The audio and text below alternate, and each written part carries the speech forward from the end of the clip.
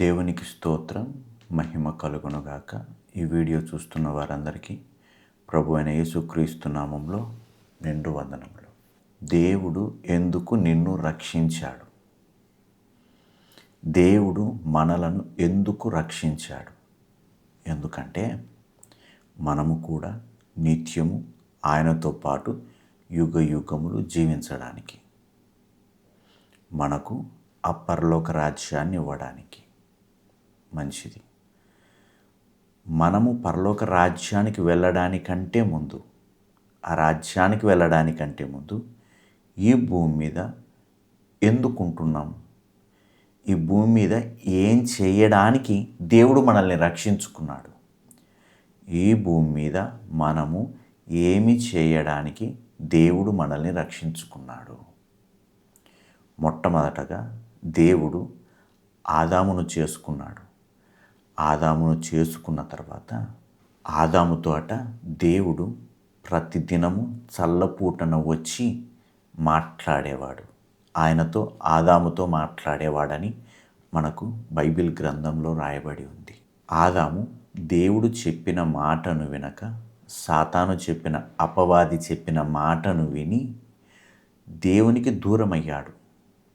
అయితే మన ప్రభు అయిన యేసుక్రీస్తుల వారు నీ కొరకు నా కొరకు కలవరిశిలో రక్తం కార్చి ప్రాణం పెట్టి, ఏదైతే ఆదాము గారు దేవునితో సంబంధాన్ని కోల్పోయాడో ఆ సంబంధాన్ని పునరుద్ధరించడానికి మరలా మన దేవుడు కలవరిశిలో రక్తం కార్చి ప్రాణం పెట్టి పోయిన సంబంధాన్ని కలపడానికి వచ్చాడు. ఈ భూమి మీద మనం ఎందుకు బ్రతుకుతున్నామంటే, ఈ భూమి మీద దేవుడు మనల్ని ఎందుకు ఏర్పరచుకున్నాడంటే, ఈ భూమి మీద ఆయన కొరకు బ్రతకడానికి, ఆయనతో సహవాసం చేస్తూ జీవించడానికి దేవుడు నిన్ను నన్ను రక్షించుకున్నాడు. పరలోక రాజ్యం అయితే గ్యారెంటీ, నీకు నాకు ఆ రాజ్యాన్ని దేవుడు సిద్ధపరిచి ఉంచాడు. ఆ రాజ్యానికి వెళ్ళడానికంటే మధ్యలో సమయం ఉంది కదా. ఈ సమయంలో దేవుడు నిన్ను నన్ను ఎందుకు ఏర్పరచుకున్నాడంటే, ఆయనతో సహవాసం చేయడానికి. చాలామంది ఏమనుకుంటారంటే, రక్షణ పొందాము, మందిరానికి వెళ్తున్నాము, వస్తున్నాము, ఏదో జరిగిపోతుందంటే జరిగిపోతుంది. దేవుడు ఆదాముని సృష్టించుకున్న తర్వాత ఆదాముకు దేవుడు పని అప్పచెప్పాడు. తోటను కాయుటకును సేద్యపరచుటకును దేవుడు ఆదాముకు పని అప్పచెప్పాడు. అలానే దేవుడు ఈ భూమి మీద తన కొరకు పుట్టించుకున్న ప్రతి ఒక్కరికి ఏదో ఒక్కొక్క పని, ఒక్కొక్క ప్రణాళికతో సృష్టించుకొని ఉంటాడు. మరి దేవుడు నిన్ను నన్ను ఎందుకు చేసుకున్నాడు?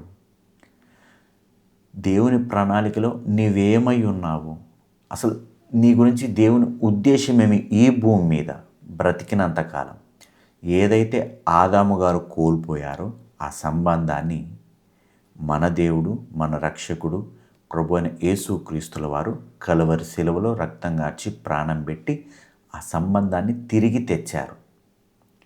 ఆ సంబంధం మనకెప్పుడు ఏర్పడుతుందంటే, మనము దేవునిలో ఎప్పుడైతే బ్యాప్టిజం తీసుకుంటామో, ఆయనను మన సొంత రక్షకునిగా అంగీకరిస్తామో, అప్పుడు దేవునికి మనకు ఆదాము గారు ఏదైతే కోల్పోయారో ఆ సంబంధం అన్నది మనతో ఉంటుంది.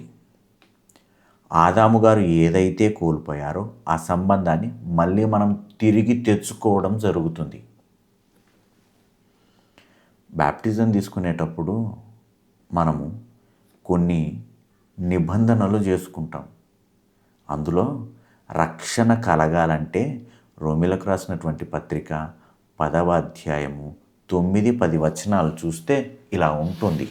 అదేమనగా, యేసు ప్రభువని నీ నోటితో ఒప్పుకొని దేవుడు మృతులలో నుండి ఆయనను లేపెనని నీ హృదయమందు విశ్వసించిన ఎడల నీవు రక్షింపబడుదువు. ఏం చేయాలంట?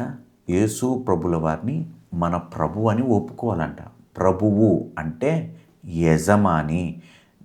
నా ఆత్మీయ జీవితానికి ఎవరంటే యజమాని? యేసు ప్రభుల వారు. ఆయన యజమాని అయితే మరి మనము ఆయనకు దాసులము. యజమాని ఏది చెబితే దాసుడు అది చేయాలి కదా. తన రాజ్యం నిమిత్తం దేవుడు ఒక్కొక్కరిని ఒక్కొక్క రకంగా ఎన్నుకుంటాడు. ఉదాహరణకు ఇర్మియాను చూస్తే, ఇర్మియా గ్రంథం 1వ అధ్యాయము 4వ వచనంలో చూస్తే, ఇర్మియా నేను నిన్ను ప్రవక్తగా ఎన్నుకున్నాను అంటాడు. ఏం చేయాలి ప్రవక్త అంటే ఆ ప్రాంతంలోకి వెళ్ళి దేవుని మాటలను ప్రకటించాలి. అలానే అపోస్తుల కార్యములు 9వ అధ్యాయంలో చూస్తే అపోస్తులుడైనటువంటి పౌలు గారితో దేవుడు చెప్తాడు. ఏమని? అననీయ వచ్చింటే, అననీయ నీ వెళ్ళి అతనికి ప్రార్థన చేయి, అతడు నా నామము నిమిత్తము ఎన్ని శ్రమలు అనుభవించాలో నేను అతనికి తెలియజేస్తాను అంటాడు.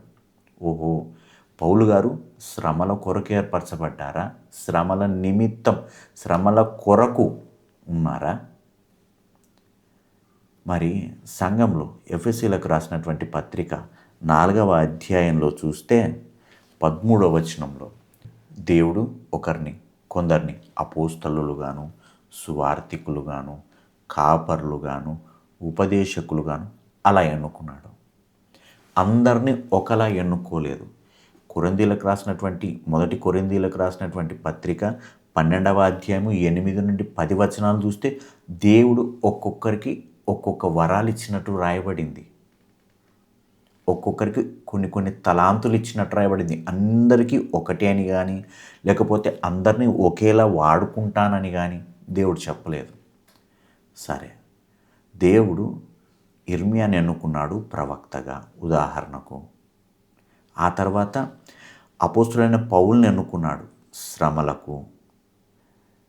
ఎఫెసీలకు రాసినటువంటి పత్రికలో కాపర్లుగా, అక్కడ ఉన్నటువంటి పనులకు ఎన్నుకున్నాడు.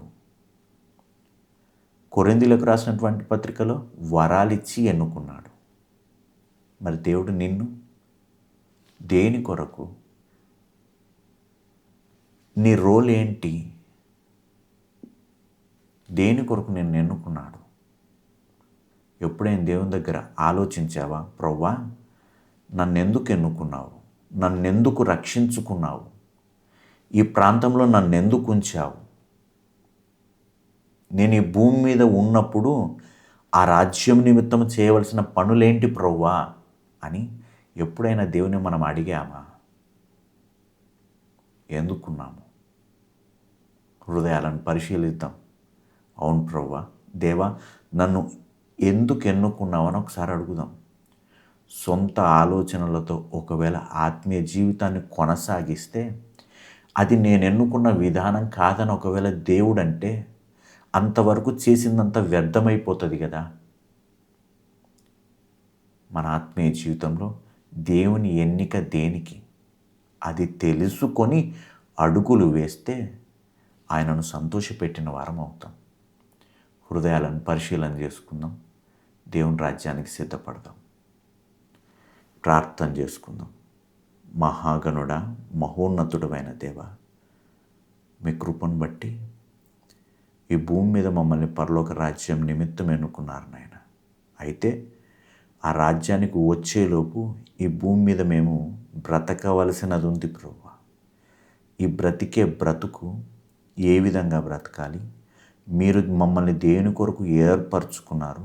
మీ ఆలోచనలు ఏంటో తెలుసుకుని బ్రతుకుటకు కృప చూపించమని యేసయ్య పరిశుద్ధమైన నామంలో అడిగి వేడుకొని ప్రార్థిస్తున్నాము తండ్రి. Amen, amen. దేవునికి స్తోత్రం, మహిమ కలుగునుగాక. ఆమెన్.